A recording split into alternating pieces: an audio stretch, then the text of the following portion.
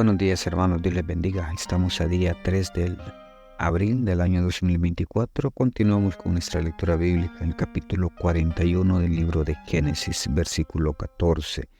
Entonces Faraón envió y llamó a José y lo sacaron apresuradamente de la cárcel, y se afeitó y mudó sus vestidos y vino a Faraón. Y dijo Faraón a José: yo he tenido un sueño y no hay quien lo interprete, mas he oído decir de ti que oyes sueños para interpretarlos. Respondió José a Faraón diciendo: no está en mí, Dios será el que dé respuesta propicia a Faraón.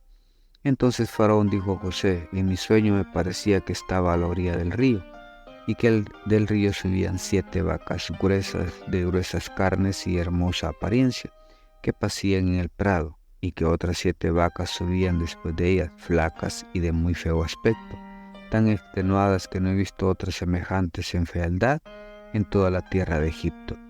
Y las vacas flacas y feas devoraban a las 7 primeras vacas gordas, y éstas entraban en sus entrañas, mas no se conocía que hubiesen entrado, porque la apariencia de las flacas era aún mala, como al principio, y yo desperté. Vi también, soñando, que 7 espigas crecían en una misma caña, llenas y hermosas, y que otras 7 espigas menudas, marchitas, abatidas por el viento solano, crecían después de ellas. Y las espigas menudas devoraban a las 7 espigas hermosas, y lo he dicho a los magos, pero no hay quien me lo interprete. Entonces respondió José a Faraón: el sueño de Faraón es uno mismo. Dios ha mostrado a Faraón lo que va a hacer. Las 7 vacas hermosas 7 años son, y las espigas hermosas son 7 años, y el sueño es uno mismo. También las 7 vacas flacas y feas que subían tras ellas son 7 años, y las 7 espigas menudas y marchitas del viento solano, 7 años serán de hambre. Esto es lo que respondo a Faraón: lo que Dios va a hacer lo ha mostrado a Faraón. Aquí vienen 7 años de gran abundancia en toda la tierra de Egipto, y tras ellos seguirán 7 años de hambre, y toda la abundancia será olvidada en la tierra de Egipto. Y el hambre consumirá la tierra, y aquella abundancia no se echará de ver a causa del hambre siguiente, de la cual será gravísima. Y al suceder el sueño a Faraón 2 veces, significa que la cosa es firme de parte de Dios, y que Dios se apresura a hacerla. Por tanto, provéese ahora Faraón de un varón prudente y sabio, y póngalo sobre las tierras de Egipto.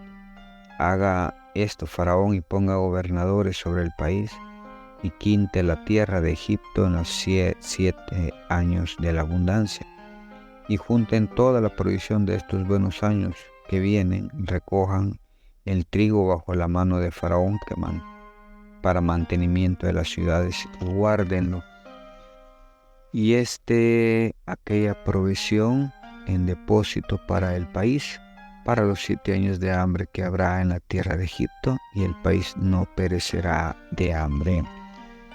Hermanos, acá vemos la primera intervención muy sabia de José al interpretar los sueños, y por mi parte le puedo decir: la interpretación sabia no es la respuesta que le da a Faraón de lo que significan los sueños, sino la respuesta más sabia es cuando José le dice: no está en mí, Dios será el que dé respuesta propicia a Faraón.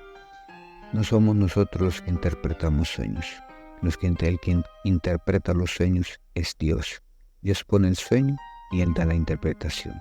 Esto es lo que le hace ver José a Faraón, que no es él, sino que es Dios, el Dios que le adora por su obediencia, por su amor que le tiene a Dios, por su respeto.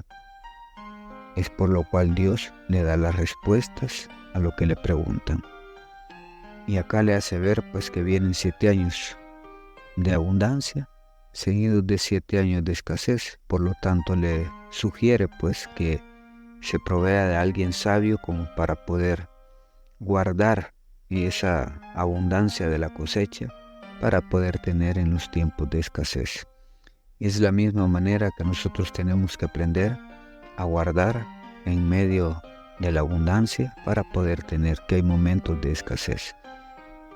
No pensemos que porque somos hijos de Dios, porque somos cristianos, siempre va a haber abundancia. Hay momentos de escasez y es lo cual tenemos que estar preparados.